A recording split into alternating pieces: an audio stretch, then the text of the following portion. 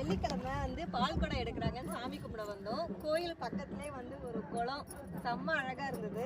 இதில் தாமரைப்பூ ஏதாவது இருக்குன்னு பார்த்தா ஒன்றுமே இல்லை. இங்கே பக்கத்துலேயே இருந்ததுன்னா பறிச்சிருக்கலாம். ஒரு தாமரை இலையாச்சும் பறிக்கணும். தாமரை இலையில வந்து தண்ணி ஒட்டாதுன்னு வாங்கல, அதை செக் பண்ணுவாங்க. ஆமாங்க, ஒட்டவே இல்லைங்க. செம்மையா இருக்குது.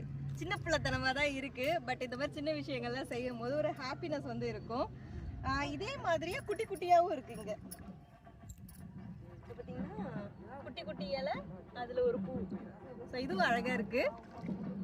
இந்த சாமி ஆடுறது, சாமி வந்த உடனே வந்து இந்த ஒரு மாதிரி ஆக்ரோஷமா ஆடுவாங்கல்ல, அதெல்லாம் ஃபர்ஸ்ட் டைம் இன்னைக்கு தான் நான் வந்து ரொம்ப க்ளோஸ்ல நின்று பார்த்தேன்.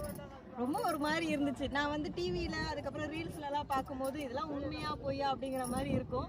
ஆனால் நேரில் பார்க்கும்போது ஒரு மாதிரி இருந்துச்சு, நல்லா இருந்துச்சு. ஆனால் ஸோ இப்போ நம்மளோட அன்புமகள் ப்ராடக்ட்ல வந்து ஆஃபர் போயிட்டு இருக்கு.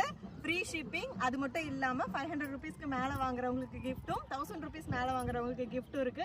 மிஸ் பண்ணிடாதீங்க. ஸ்க்ரீனில் தெரியுற வாட்ஸ்அப் நம்பருக்கு மெசேஜ் பண்ணி ஆர்டர் பண்ணிக்கோங்க. வெள்ளிக்கிழமை நீங்கள் என்ன கோயிலுக்கு போனீங்க, இந்த மாதிரி என்ன விஷயம் புதுசாக பார்த்தீங்க அப்படின்னு சொல்லி கமெண்ட்ஸில் சொல்லுங்கள். இருப்பதை வைத்து இன்பமாக வாழலாம். தேங்க்யூ.